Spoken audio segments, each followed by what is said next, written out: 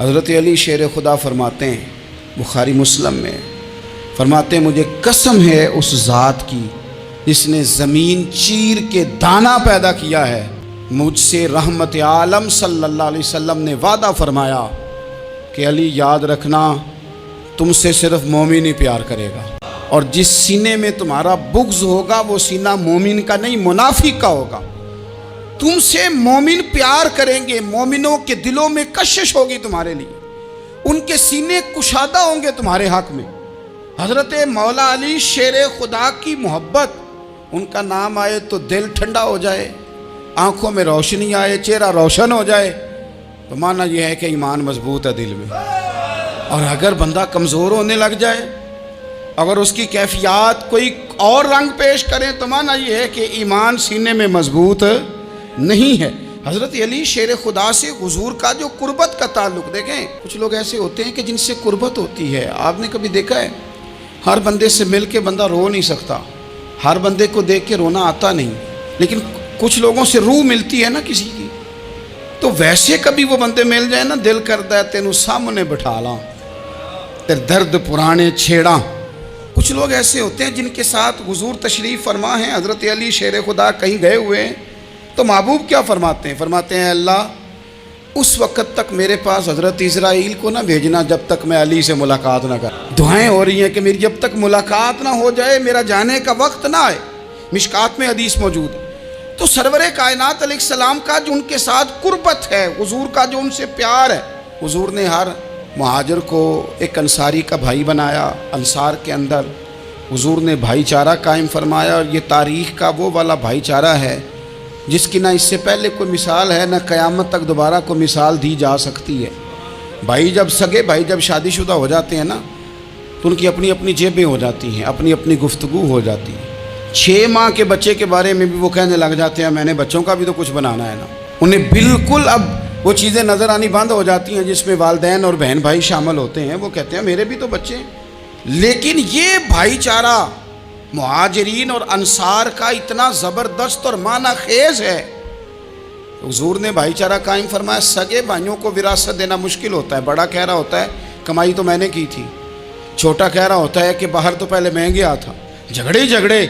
لیکن یہ تاریخ اسلامی کا وہ بھائی چارہ ہے کہ جن میں برادری، قبیلہ، رنگ، نسل، علاقہ ایک نہیں، پر ہزاروں قومیں وجود میں آئیں، دہر میں خشک و تر کے رشتے سے ہم نے بنیاد دوستی رکھی، یاد خیر البشر کے رشتے سے۔ اور اقبال نے جن انداز میں اس مضمون کو بیان کیا ہے وہ انداز ہی نرالا ہے۔ اقبال فرماتے ہیں خاص ہے ترکیب میں قوم رسول ہاشمی، بننے میں کوئی خاص، ان کی ترکیب ہی کوئی خاص ہے۔ حضور نے بھائی بھائی بنا دیا۔ اب بھائی جن کو دینی اسلامی مذہبی بھائی بنایا ہے، وہ دوسرے بھائی کے بارے میں کیا ذہن رکھتا ہے؟ وہ کہتا ہے کہ میرے بھائی میرا کاروبار بھی آدھا تیرا، جائیداد بھی آدھی تیری، چونکہ تو میرا بھائی ہے تو تو رسی لے کے پیمائش کر لے، میں اپنا گھر بھی بانٹ کے آدھا تجھے دینا چاہتا ہوں۔ جب اس قدر زیادہ لوگوں کی نظریاتی پختگی ہوئی اور لوگ اس قدر زیادہ مزاج رکھنے لگے، تو پھر ایک خاص قربت کا ماحول وہاں نظر آیا۔ پھر وہ جو مہاجر بن کے آئے تھے اور بہت زیادہ جن لوگوں نے جہاد کیا تھا، جد و جہد کی تھی، گھر بار چھوڑے تھے، پھر ان لوگوں کو زیادہ دشواری نہیں ہوئی، زیادہ آزمائش نہیں ہوئی دل لگانے میں اور مدینے میں رہنے میں۔ بڑی آسانی سے وہ لوگ وہاں رہنے لگے، اور بڑی جلدی ان کا مدینے سے اور اہل مدینہ سے پیار بڑھ گیا۔ تو میرے عزیز بھائیوں، حضور نے ہر انصاری اور مہاجر کو ایک دوسرے کا بھائی بنا دیا، سب کو بنا دیا۔ حضرت علی رہ گئے۔ اب یہ تو دونوں مہاجر ہیں، حضور بھی مکہ شریف سے آئے ہیں، حضرت علی بھی، بظاہر تو دونوں مہاجر ہیں، اگرچہ ساری زمین کے مالک رسول پاک ہیں، سب کو بھائی بھائی بنا دیا۔ تو اب ہر بندے کو بھائی مل رہا ہے، اور بھائی بڑے پیارے ہوتے ہیں۔ میں کئی دفعہ کہتا ہوں کہ بھائی بڑے پیارے ہوتے ہیں، کچھ قدورتیں دنیاوی طور پر معاذ اللہ دلوں میں آ جاتی ہیں، لیکن بھائی کا درد جو بھائی محسوس کر سکتا ہے وہ بھی دوسرے کو محسوس نہیں ہوتا۔ تو حضرت علی جب کسی کے بھائی نہیں بنائے گئے تو رو ہی پڑے۔ اتنے دلیر بندے تھے، پر بھائی کی ضرورت بندہ اتنی محسوس کرتا ہے، اس کو بھائی سے لگاؤ اتنا زیادہ ہوتا ہے کہ مولا علی رو پڑے، مشکات میں موجود، روئے۔ حضور نے فرمایا کیوں روتے ہو؟ عرض کی حضور آپ نے سب کو ایک دوسرے کا بھائی بنایا ہے، میں رہ ہی گیا ہوں۔ مجھے کسی کا بھائی نہیں بنایا۔ اب وہ آنسوؤں میں لپٹی ہوئی وہ بات حضرت علی نے عرض کی تو محبوب نے فرمایا علی انت اخی فی الدنیا والآخرہ، فرمایا علی تو میرا بھائی ہے اور نرا دنیا میں نہیں، تو دنیا اور آخرت میں میرا بھائی ہے، تو میرا بھائی ہے دنیا میں بھی اور آخرت میں۔ تو حضرت مولا علی شیر خدا کرم اللہ تعالی وجہہ الکریم کے جو فضائل ہیں، جو ان کے خصائص ہیں، ان کی جو فضیلت کی باتیں، میں نے جیسے کہا کہ انہیں بڑی زیادہ دلچسپی تھی میدان جہاد سے، شوق شہادت ان کا دیدنی تھا۔ ایک موقع پر نبی پاک صلی اللہ تعالیٰ علیہ وسلم نے ارادہ فرمایا کہ حضرت علی کو اپنا نائب بنا کے مدینہ منورہ میں چھوڑ کے جایا جائے۔ محبوب کریم علیہ السلام جب بھی تشریف لے جاتے تھے تو کسی ایک کو نائب بنا کر مدینہ منورہ میں چھوڑ جاتے۔ حضرت عبداللہ ابن مختوم رضی اللہ تعالیٰ عنہ کو بھی ایک دفعہ حضور چھوڑ کے گئے، تو ایک جنگ کے موقع پر محبوب نے حضرت علی شیر خدا سے کہا کہ آپ کو میں اپنا نائب بنا کے یہاں چھوڑ کے جاتا ہوں۔ یہاں لوگ جان چھڑاتے ہیں، کام کا جب وقت آتا ہے، میدان میں نکلنے کا وقت آتا ہے تو جان چھڑاتے ہیں، اور وہ کہتے ہیں کہ باقی سارے کام لے لو، جب وقت مشکل آئے تو پھر ہمیں کام نہ بتاؤ۔ اب مشکل وقت ہے، جہاد میں جانا ہے۔ حضرت مولا علی شیر خدا کرم اللہ تعالی وجہہ الکریم کو حضور نے فرمایا کہ اس دفعہ میرا ارادہ بنا ہے کہ تمہیں چھوڑ کے جاؤں۔ تو حضرت علی کو چھوڑ کے جایا جا رہا ہے، ان کو مدینے میں رہنا ہے، میدان میں نہیں جانا۔ عام آدمی کتنا پسند کرتا ہے کہ میں آرام سے رہوں گا، لیکن حضرت علی کو اتنا شوق تھا میدان جہاد کا، اتنی تڑپ تھی ان کے دل کے اندر کہ عرض کرنے لگے یا رسول اللہ صلی اللہ تعالیٰ علیہ وسلم، رو پڑے، کہنے لگے حضور ساری دنیا میدان میں جہاد کرے گی اور میں یہاں عورتوں اور بچوں کے پاس رہوں گا، میں یہاں عورتوں اور بچوں کے بیچ وقت گزاروں، حضور مجھے لے کے جائیں۔ تو وہاں بھی حضور نے محبت کی بات سمجھائی، فرمایا علی جب حضرت موسیٰ کوہ طور پہ گئے تھے تو اپنے بھائی جناب ہارون کو چھوڑ گئے تھے، تو تم بھی تو میرے لیے اسی طرح ہو نا جس طرح موسیٰ کے لیے ہارون تھے۔ لیکن فرمایا یہ یاد رکھنا میرے بعد نبی کوئی نہیں، حضرت موسیٰ بھی نبی ہیں اور جناب ہارون بھی نبی ہیں علیہم السلام، لیکن وہ انہیں چھوڑ کے گئے تھے، میں تمہیں چھوڑ کے جا رہا ہوں۔ ایک بات اپنے ذہن کے اندر بٹھانا کہ میرے بعد کوئی نبی نہیں آئے گا۔ تو عزیز بھائی حضرت مولا علی شیر خدا کا جذبہ جہاد، اچھا پھر میں نے دیکھا ہے جس زمانے میں میں اور آپ رہ رہے ہیں، اس زمانے میں لوگ کمزور ہوتے جا رہے ہیں نفسیاتی طور پر، ڈری ڈری سی باتیں لوگ کرتے ہیں، سہمے سہمے سے جملے بولتے ہیں، اور یہ ہر بندے کا اپنا الگ ڈر ہے۔ دانشوروں نے لکھا ہے کہ غریب آدمی کا ڈر تھوڑا ہوتا ہے اور جو اونچے عہدے پہ چلا جائے اس کا ڈر، یعنی زیادہ ہاتھ اپوزیشن کے نہیں بندے ہوتے، حکومت کے بندے ہوئے ہوتے ہیں۔ لوگوں کو ساتھ لے کے اپوزیشن نے نہیں چلنا ہوتا، حکومت نے چلنا ہوتا ہے۔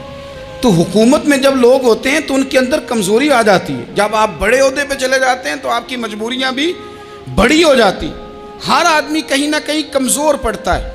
اور ہمارے ہاں تو لوگ ذرا بیمار ہو گئے تو گئے، اور آج کل جو سب سے بڑا مسئلہ ہے وہ یہ ہے کہ لوگ کیا کہیں گے، اور لوگوں نے بڑے بڑے لوگوں کو پاگل کر دیا ہے، بڑے بڑے لوگوں کو۔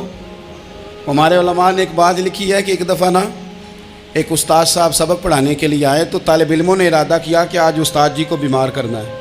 یہ جو آپ کے مشیر ہوتے ہیں نا ارد گرد، ان کی پڑتال بھی بڑی ضروری ہوتی ہے کہ یہ خبر کون سی لے کے آ رہے ہیں اور یہ کس طرح سے گائیڈ کر رہے ہیں۔ ہمیں تنقید کرنے والا بندہ اچھا تو نہیں لگتا، لیکن تنقید کرنے والے جو ہوتے ہیں وہ ہمیں نکھارتے ہیں، وہ ہماری کمزوریاں جو ہمارے اپنے نہیں نکال سکتے وہ نکال کے ہمیں بتاتے ہیں کہ تم یہاں کمزوری کر رہے، اس کا نفع ہوتا ہے۔ طالب علموں نے ارادہ کیا ایک دفعہ، یہ ہم جو اتنی زیادہ توجہ کرتے ہیں نا لوگوں کی باتوں پہ، لوگ کیا کہیں گے، میں کئی دفعہ دوستوں سے عرض کرتا ہوں زیادہ وضاحتیں نہ دیا کریں، زیادہ وضاحتیں دینے سے بھی بندہ کمزور ہو جاتا ہے۔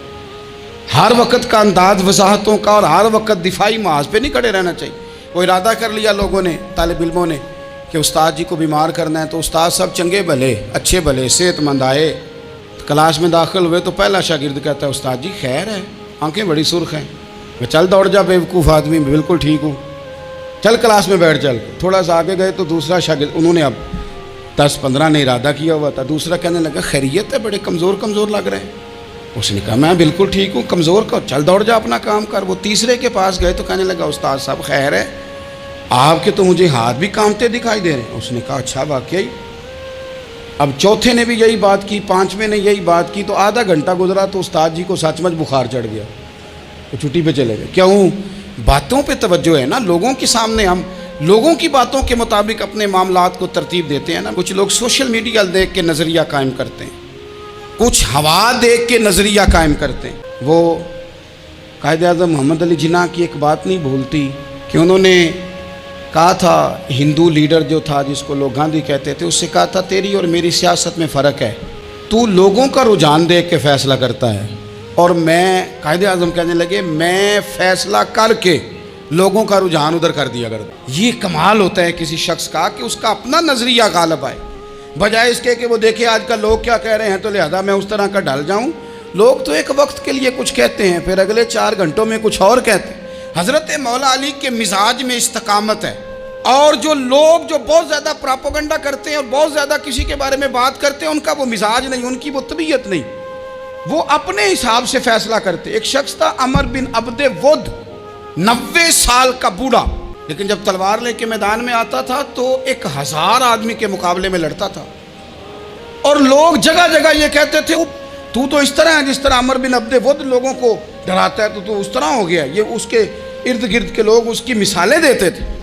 जंग खंदक जब हो रही थी तो ये मुकाबले में आ गया, तो हज़रत अली मुर्तज़ा शेर खुदा करमल्लाहु ताला वजहुल करीम भी तशरीफ़ फरमा थे।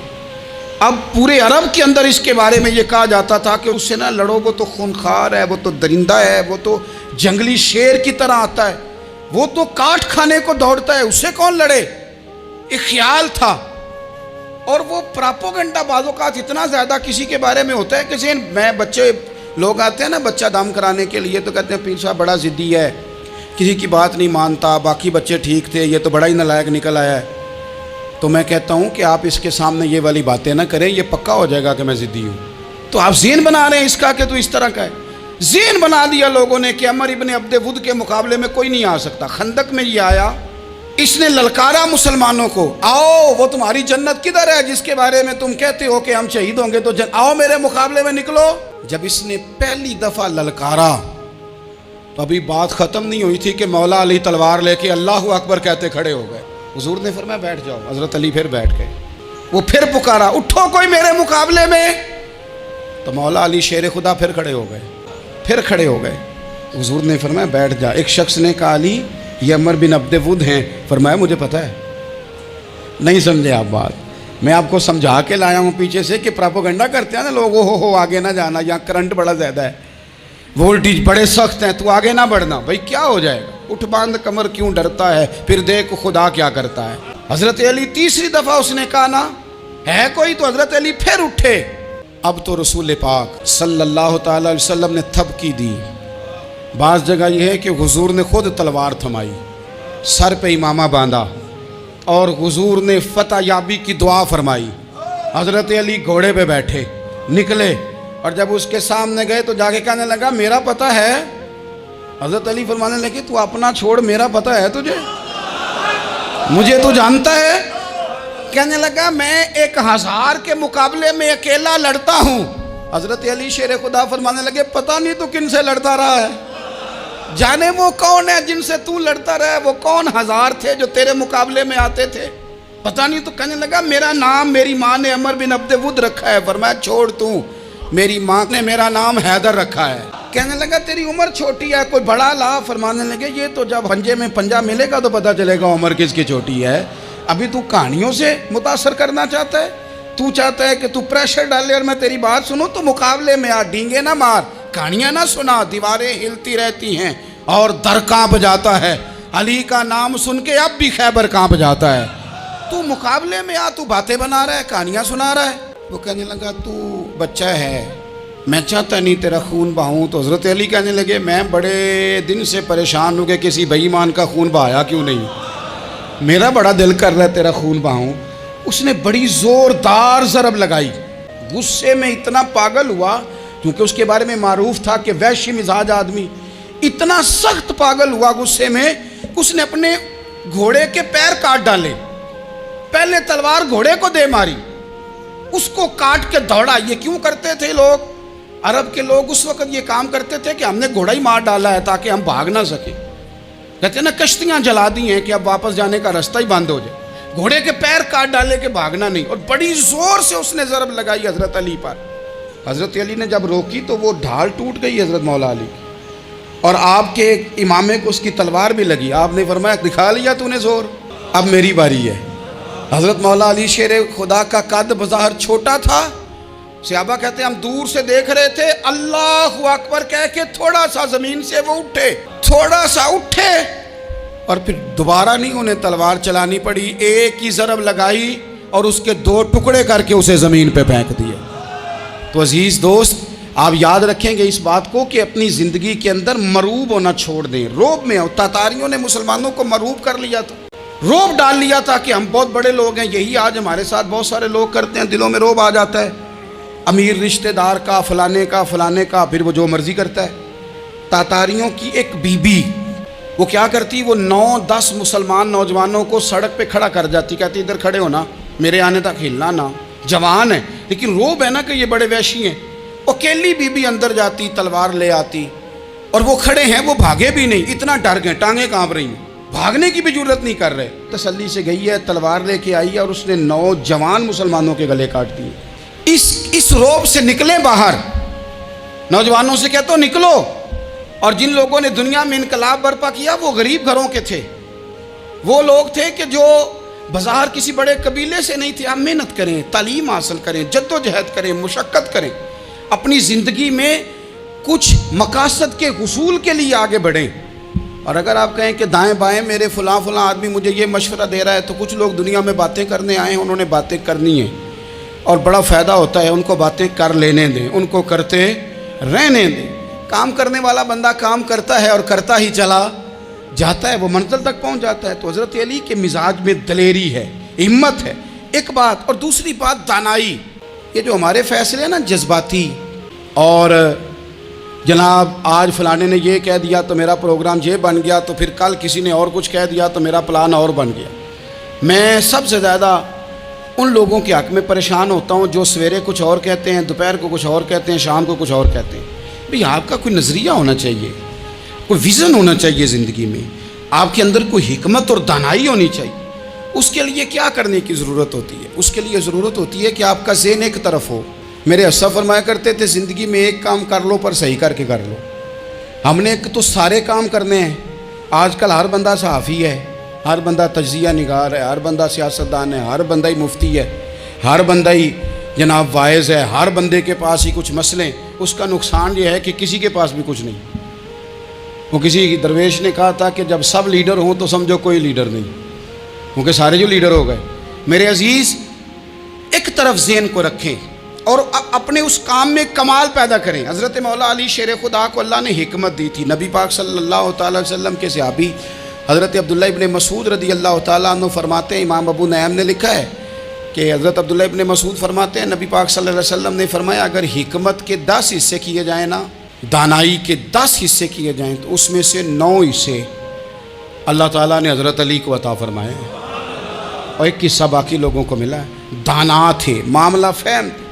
کچھ بندے بڑے منافق قسم کے تھے, تو حضرت علی اذان ہو گئی تو وہ حضرت مولا علی شیر خدا کے پاس آ گئے. اذان ہو گئی, حضرت علی نے جماعت کرانی. ان کا خیال تھا کہ آج ہم نے جماعت لیٹ کرانی ہے کسی طریقے. ہم چونکہ زیادہ باتیں, میں دوستوں سے کہتا ہوں بہت زیادہ خبریں نہ دیکھا کرو, بہت زیادہ بھی چیزیں نہ سنا کرو.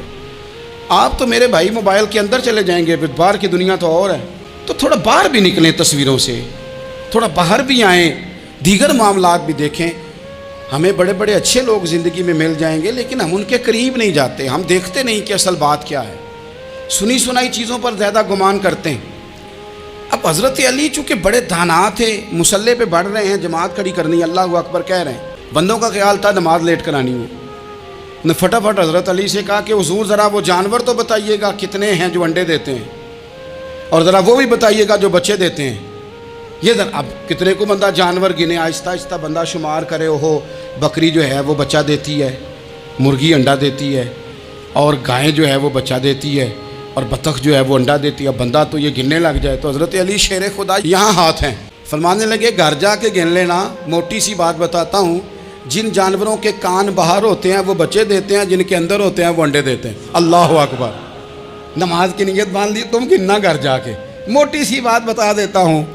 وہ صاحب کہتے ہیں میں حضرت علی رضی اللہ تعالیٰ عنہ کو الجھانے آیا تھا, میں خود بڑا الجھ گیا. یہ کیا ماجرا ہے, کیا معمہ ہے کہ 2 فکروں میں انہوں نے بات کو سمیٹا اور کمال کر دی. کہنے لگے گھر جا کے گننا, یہاں ٹائم نہیں, نماز کا وقت ہے, بس جن کے کان اندر ہیں نا وہ انڈے دیتے ہیں, اور جن کے باہر ہیں وہ جا کے حساب کرنا. آپ ڈھونڈ لیں, تلاش کر لیں, چلے جائیں ماہرین کے پاس, پر شیر خدا شیر ہی ہے. حضرت مولا علی کے جملوں میں کمال ہے, ان کی دانائی, ان کا تدبر, ان کی حکمت, ان کا فہم, ان کی فراست, ان کا کمال. ایک شخص بڑی دور سے آیا, اس نے کہا حضور مجھے نا لمبی باتیں یاد نہیں رہتی, 2 باتیں بس بتا دیں میں عمل کروں تو زندگی بن جائے, 2 باتیں. تو حضرت علی فرمانے لگے لمبی امیدیں نہ لگانا, لمبی امیدیں نہ لگانا, موت کا پتہ نہیں کب آ جائے. منصوبہ بندی ضرور کرنا آنے والی نسلوں کے لیے, اپنی ذات کے لیے لمبی امیدیں نہ باندھنا, یہ بھی کر لوں گا, یہ بھی کر لوں گا. ہم ریٹائر نہیں ہوتے زندگی بھر, پلان پہ پلان, پلان پہ پلان. تو اگر ہم پلان کر رہے ہوتے ہیں تو جو ہمارے نیچے ہوتے ہیں وہ ہمیں ریٹائر کرنے کا پلان کر رہے ہوتے ہیں. اولادیں تک والدین کو کمزور کرنے کے در پہ ہوتی ہیں کہ اب یہ ہٹے تو ہماری باری آئے. حضرت علی فرمانے لگے 2 کام, ایک تو لمبی امید نہ باندھنا, اور دوسرا فرمایا اپنے نفس کی خواہش کی پیروی سے بچنا. دنیا میں رسوا وہ لوگ ہو جاتے ہیں جو اپنے نفس کی خواہش کی پیروی کرتے ہیں, وہ بزدل ہو جاتے ہیں جو خواہشات نفسانی کے پیچھے بھاگتے ہیں. یہ کام نہ کرنا. تو دانائی اللہ تعالیٰ نے انہیں دی.